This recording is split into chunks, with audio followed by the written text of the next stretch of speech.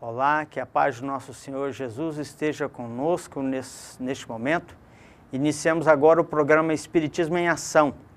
Vamos falar hoje sobre um missionário que esteve no Brasil desempenhando uma importante tarefa de amor, Bezerra de Menezes. Para conversar conosco, temos aqui a presença do nosso irmão Jorge Damas, psicólogo, conferencista espírita, mais de 20 livros escritos na psicografia e na literatura espírita.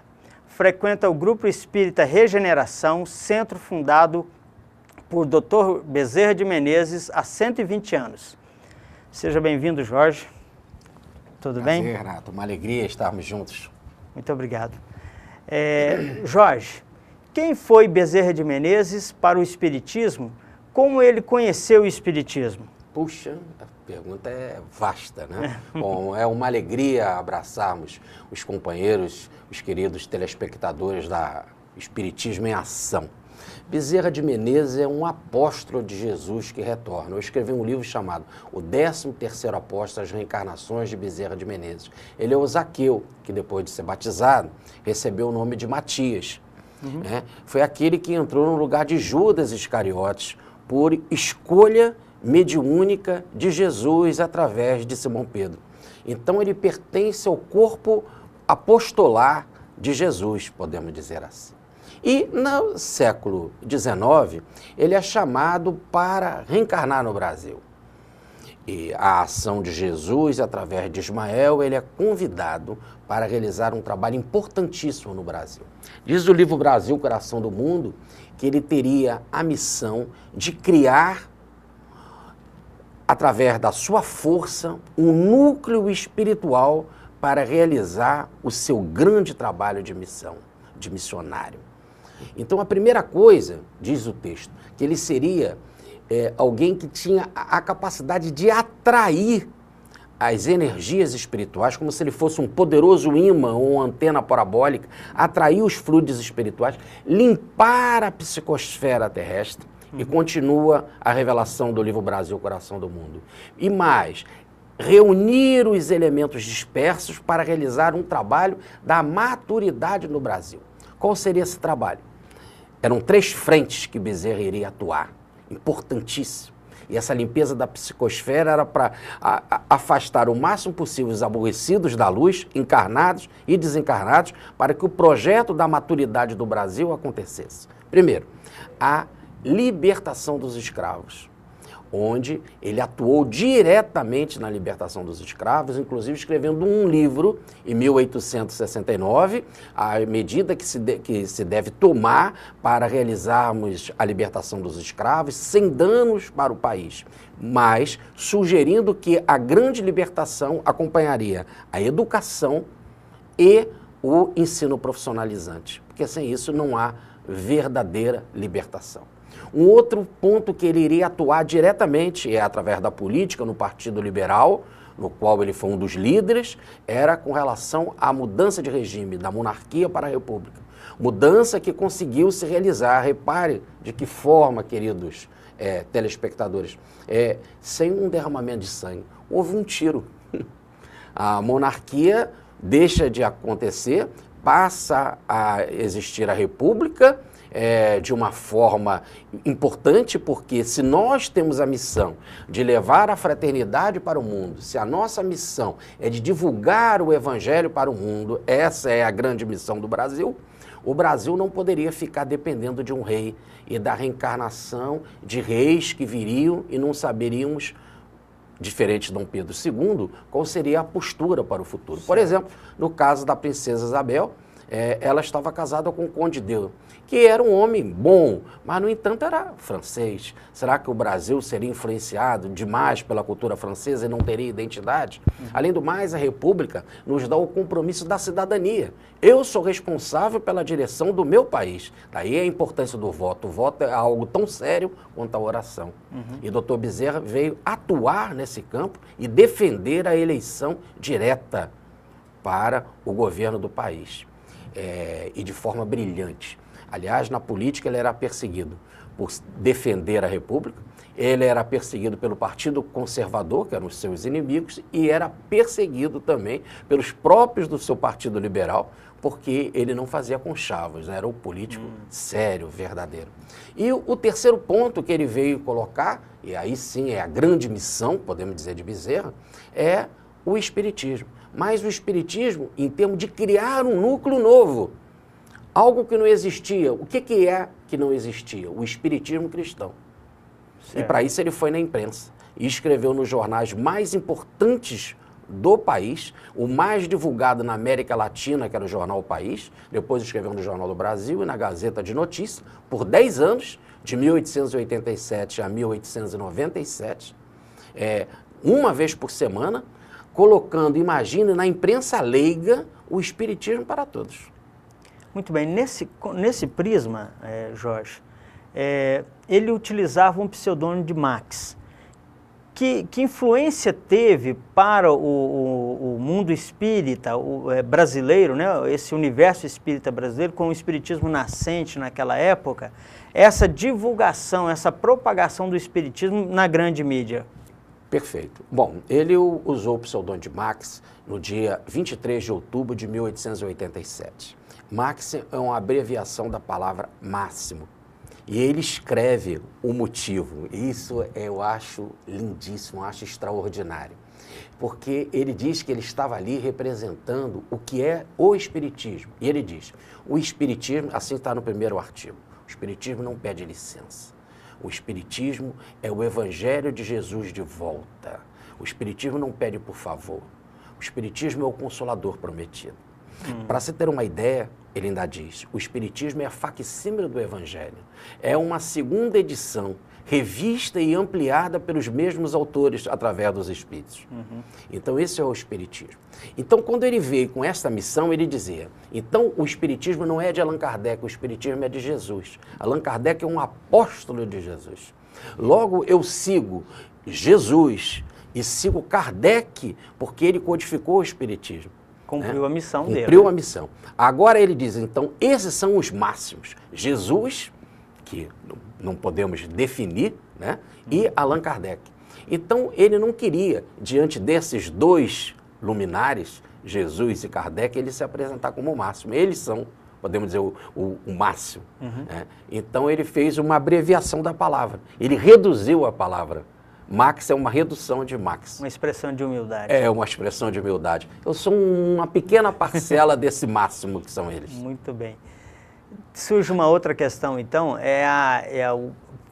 pelo nome por qual Bezerra ficou conhecido também como sendo médico dos pobres. Você poderia dizer para nós alguma coisa a respeito? Isso foi muito antes dele entrar para o espiritismo.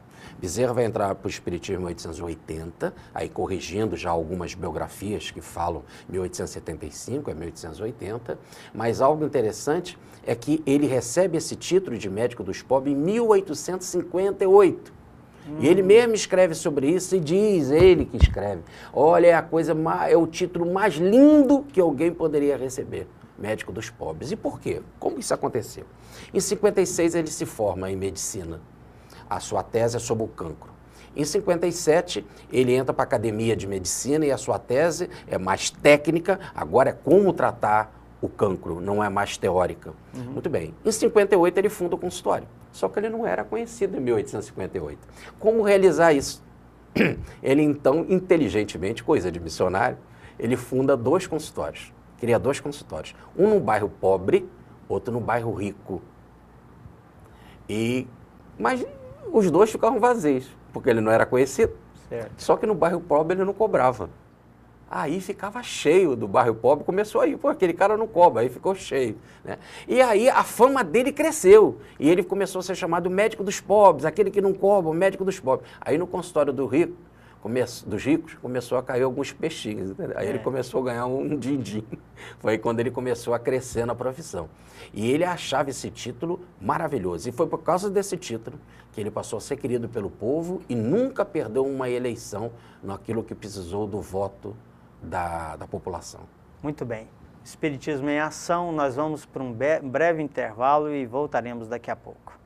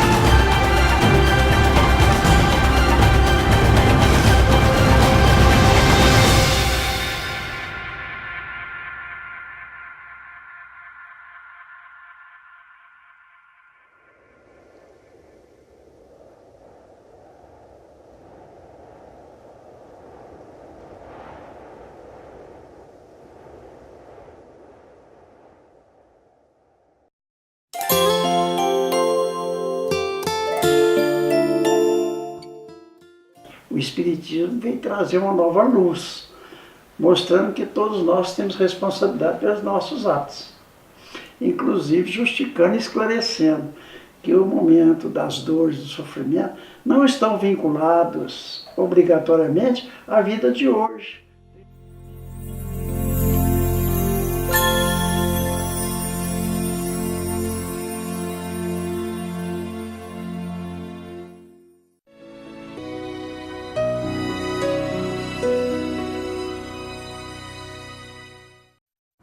Estamos de volta com o programa Espiritismo em Ação e hoje o tema abordado é Bezerra de Menezes. Temos aqui a presença do nosso irmão Jorge Damas, que no bloco anterior falava conosco através da atuação e sobre a atuação de Bezerra de Menezes no campo da medicina. Mas nós sabemos também que ele não se restringiu somente a esse campo. No campo da política ele teve uma atuação muito forte também, né, Jorge? Teve, muito forte. Como eu queria te colocar, Bezerra ele começa na corte a se envolver com a sua namoradinha, que vem a ser a sua esposa, Dona Maria Cândida, que ele colocou o apelido de Mariquinhas. Ela era de uma família tradicional de fazendeiros ligado ao café. Então, ele, como tinha então essa estrutura no lar, ele vai automaticamente ser apoiado para entrar para a política, já que ele tinha o título de médico dos pobres. Então, já que a popularidade dele estava alta, nada melhor do que utilizá-lo para a política. Fora que o Partido Liberal estava regimentando forças, principalmente jovens atuantes, com ideias liberais, com ele como um profissional liberal, ele com um bom relacionamento e entrada com o povo. Então, ele foi chamado para o partido. O perfil dele era para isso. Perfil. Só que ele tinha feito uma promessa que ele não queria se envolver com a política. Mas a sua esposa insistiu. Apesar da diferença de idade, ele tinha 27 anos, ela 14, o que era comum na época, era bem comum. No entanto, ele aqueceu, concordou e entrou para a política, inicialmente como vereador. Como vereador, ele vai dirigir o Rio de Janeiro por 2 vezes. Vai ser o que hoje nós chamamos de prefeito do Rio de Janeiro. E não era uma cidade qualquer, era a capital do país. Era a corte. Né? Era a corte. Mais do que isso, ele não só vai dirigir a cidade, mas vai cuidar do controle de custos e vai cuidar também da parte da higiene da cidade, da modernização da cidade, de construção de pontes, etc. Mas principalmente na parte sanitária. Ele era da comissão que cuidava da carne, do matadouro do Rio de Janeiro. E ele vai cuidar com muito critério, inclusive vai ser perseguido politicamente por causa disso, vai inclusive ser caçado e ele vai entrar na justiça, vai ter causa ganha e retorna outra vez para a Câmara. Foi uma luta. Além do mais, também, quando ele entra para a política, ele como médico, e era cirurgião médico do Exército, um vereador conservador chamado Roberto Jorge Adoc Lobo vai persegui-lo, né? Dentro da lei, mas vai persegui-lo, dizendo que ele não podia acumular o cargo de político com o cargo no Exército como médico. Por exemplo, até no caso da guerra, que já iria começar a Guerra do Paraguai na década de 60. Bezerra, então, renuncia ao Exército, à sua posição de segundo-tenente cirurgião do Exército, deixando o salário fixo para depender da política que era insegura. Mas, no entanto, como ele sempre foi querido da população, que nunca abandonou Bezerra, até 1885, quando aí sim ele deixa de vez a política. Mas, no entanto, depois ele vai entrar para a Câmara dos Deputados, vai participar de algumas legislaturas, inclusive vai participar de uma lista para senador, mas aí no caso o imperador não irá escolhê-lo. Aliás, Bezerra de Menezes, ele passa a ter perseguição política do Império, porque defendia a República, passa a ter perseguição dos conservadores, que era o partido contrário a ele, e também dos liberais, do próprio partido dele. Porque como ele era muito querido pelo povo e não aceitava conchavos, né? Ou nenhuma coisa escusa, então nesse exato momento também não queriam ele lá. A batalha do homem de bem, né? O homem de bem, como define o Evangelho segundo o Espiritismo, né? Na mensagem de Ferdinand. E é isto mesmo. E apesar de toda essa luta, ele deu uma grande contribuição na política. E por causa do seu nome e do seu grande destaque na área política, foi que fez tanto sucesso a sua palestra no Salão da Guarda Velha. quando ele, para mais de 2.000 pessoas, se apresentou. E é por causa desse sucesso também que ele vai ser chamado para escrever na imprensa leiga, começando com o jornal O País, que mais do que o jornal mais lido do Brasil, era o mais lido também da América, não só do Sul, mas da América Latina, dirigido por Quintino Bocaiúva, que é o príncipe dos jornalistas brasileiros, e que vai ser futuro governador do Rio de Janeiro já na época da República. Muito bem. Jorge, nós sabemos que ele teve uma atuação muito profícua também como presidente da Federação Espírita, né?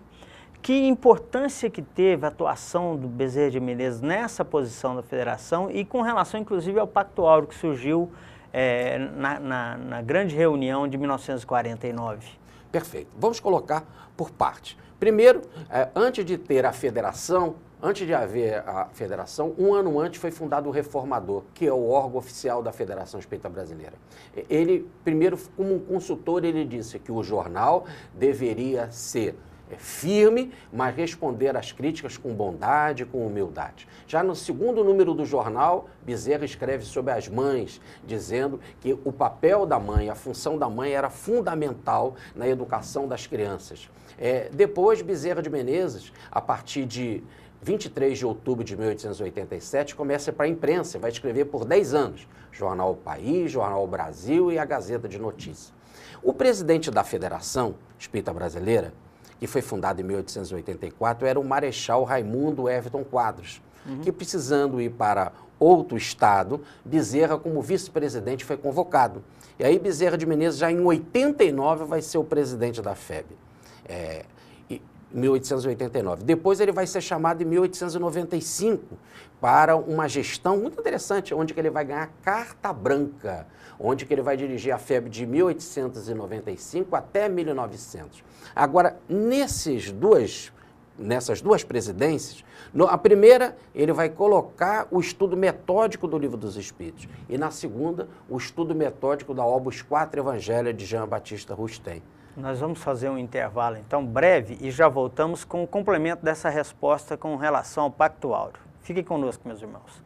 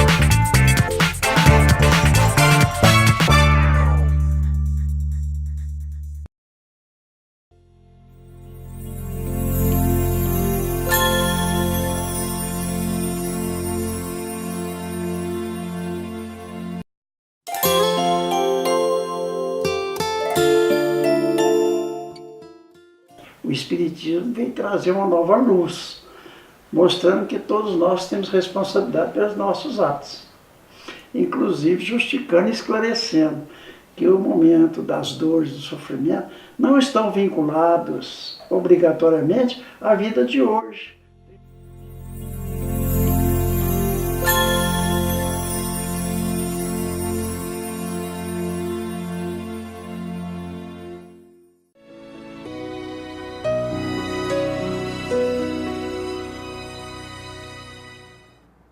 Estamos de volta com o programa Espiritismo em Ação, com o nosso convidado Jorge Damas. Nós estamos falando, Jorge, a respeito da influência que Bezerra de Menezes teve com a realização, com o Pacto Áureo em si. Perfeito. Olha, a partir de 1887, 88, ele na Sociedade Espírita Fraternidade vai receber umas comunicações de Allan Kardec através do médium Frederico Pereira da Silva Júnior, que era o médium do Anjo Ismael e, como diz o Dr. Bezerra, um dos maiores médiuns da revelação espírita no mundo em todos os tempos. Essas comunicações de Allan Kardec é que pedem a unificação. Bezerra vai apanhar essas comunicações e vai publicar na imprensa, na revista, no jornal O País, para o público de uma forma geral e para o espírita em particular. Cumprindo aquela missão assumida com Ismael lá na Rádio Brasil, Coração do Mundo. Reunir os elementos dispersos, Isso. como nós falávamos no início. Agora, então, ele publicando na imprensa, ele vai fundar uma instituição visando, que é o Centro Espírita do Brasil, visando este pacto de unificação, que mais tarde vai ficar a cargo da Federação Espírita Brasileira a partir de 1897, na gestão do próprio Bezerra de Menezes. Certo. Esse centro sai de cena e fica só a federação. E aí, baseado nessa comunicação de Allan Kardec, que em certa altura diz assim: firmastes um compromisso no plano espiritual com relação ao Evangelho. Cumpre realizá-lo. E estamos longe ainda de realizá-lo, diz Allan Kardec. E Bezerra apanha esta mensagem, leva à frente e vai passar a ser o patrono da unificação, que vai acontecer 50 anos depois, mas sob a inspiração de Bezerra de Menezes, mais ainda sob a inspiração de Allan Kardec, mais ainda sob a governança de Ismael e Jesus. Nós sabemos também, Jorge, que uma forte característica de Bezerra de Menezes era a constante prática da caridade. Relate-nos um caso interessante onde mostra essa atuação de Bezerra no campo do auxílio ao próximo, por favor. Mais do que um caso, era como que era o consultório dele. Né? Principalmente depois que ele deixou a política. Era cotidiano dele. Era cotidiano. Principalmente quando ele deixou a política, porque na política o consultório tinha algumas dificuldades, dado o seu imenso trabalho que ele tinha de realizar, mas depois que ele deixou a política, o consultório ficava do lado da casa dele. Vamos dar um exemplo. Na rua, quando ele morava na Tijuca, ele morava no número 25, o consultório era no 27. E era tanta gente, era tanta fila. E regra, nessa época ele só tinha um consultório. Né? A regra, então, do consultório era a seguinte: pobre não paga. E rico paga o que quiser. E quando fala para o rico, você pode pagar o que você quiser, eles pagam muito pouco. E Bezerra teve 12 filhos. Como está documentado no meu livro, Hoje Bezerra de Menezes e o Espiritismo. 12. Fora os agregados, os adotados. Fora a parentada que vinha do Nordeste e os daqui mesmo, da família, da esposa, que viviam com ele. A única fonte de recurso era o consultório. No final da vida dele, quando ele vai desencarnar, o único recurso era o consultório. Como ele ficou 4 meses na cama por causa do AVC, aí não entrou dinheiro nenhum e a família ficou pobre, muito pobre, ele não teve nem casa. Mas ele vai dizer em reunião mediúnica, na primeira mensagem que ele deu, no dia que o corpo baixou à sepultura, que a família tenha fé. É um segredo com Jesus, não vai faltar nada. E 4 dias depois foi feita uma comissão para ajudar a família e a família foi toda protegida, inclusive ganhou uma casa para residir. Todos foram protegidos. Inclusive o padre, amigo dele, foi na própria Federação Espírita Brasileira, assistiu à reunião e levou recursos para a família. Ele era um homem querido mesmo. Muito querido. Muito querido. Muito querido. Nós vamos assistir uma matéria sobre o assunto e nós já voltamos. Nos acompanhe, por favor. Bezerra de Menezes, o chamado médico dos pobres, foi símbolo de renovação do pensamento espírita brasileiro. Rememorando a ideia de espiritismo cristão trazida por Kardec, mas muito esquecida ao longo do tempo, Bezerra de Menezes cumpre seu papel no Brasil com o rompimento dos preconceitos de uma época em que se acreditava num espiritismo com um viés muito mais científico do que religioso. A moral cristã, iluminada pelos inefáveis princípios do espiritismo, não pode deixar de modificar para melhor aquele que a procura não por dever,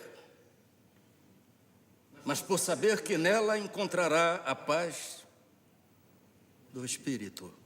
Este missionário foi também um dos presidentes mais profícuos da Federação Espírita Brasileira e teve como tarefa a unificação do movimento espírita nacional, como bem coloca Humberto de Campos no livro Brasil, Coração do Mundo, Pátria do Evangelho, quando Ismael dá as diretrizes da missão de Bezerra de Menezes. Descerás às lutas terrestres com o objetivo de concentrar as nossas energias no país do Cruzeiro, dirigindo-se para o alvo sagrado dos nossos esforços. Arregimentarás todos os elementos dispersos com as dedicações do teu espírito, a fim de que possamos criar o nosso núcleo de atividades espirituais dentro dos elevados propósitos de reforma e regeneração. Assim, Bezerra de Menezes, com perseverança e humildade, traz à pátria do Evangelho messes de esperança através do Consolador prometido por Jesus, o Espiritismo cristão. Jorge, outra questão que nos surge, para a gente encerrar o nosso bloco e o programa, nós gostaríamos que você falasse a respeito do relacionamento de Bezerra de Menezes com a falange de Maria Santíssima. A família Bezerra de Menezes começa na cidade de Becerreia, daí o nome Bezerra, Becerreia, em Lugo, na Espanha, no século XIII. Agora, nesta cidadezinha, a protetora era Maria de Nazaré. Quando essa família vai para Portugal, no século XV, a protetora é Nossa Senhora do Olival. Quando ele nasce no Riacho do Sangue, no Ceará, a protetora da cidade é Nossa Senhora da Conceição. Quando ele entra para o Espiritismo, ele coloca Maria no seu coração, essa Maria que já trazia na sua alma, né? E ele vai dizer na sua desencarnação, no dia em que o corpo achou a sepultura, na sua primeira comunicação. Diz o médium que ele foi recebido por Maria no plano espiritual, que ele entrou ali na sessão do Grupo Ismael para dar a comunicação através da mensageira da Virgem, que é Celina, a mensageira da Virgem para o Brasil, e ele diz assim: só a mãe de Jesus poderia fazer uma festa dessa assim para mim, como se eu discípulo do seu filho eu fosse. Só ela poderia realizar algo assim. No entanto, quero dizer, tudo de bom que eu fiz foi Maria que fez por meu intermédio. E todos os erros é Bezerra que ainda precisa resgatar. Muito bem. Nós gostaríamos de agradecer a presença do nosso irmão Jorge Damas no nosso programa de hoje, Espiritismo em Ação.